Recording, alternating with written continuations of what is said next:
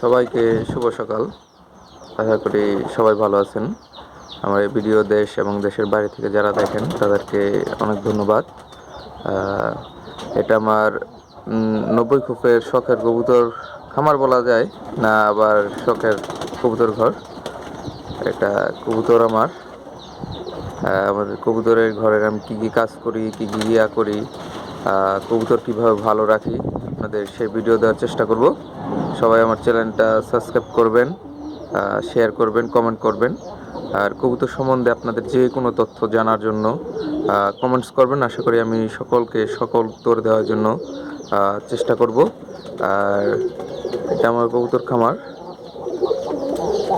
এখানে আমার 90 খোপের কবুতর খামার এটা।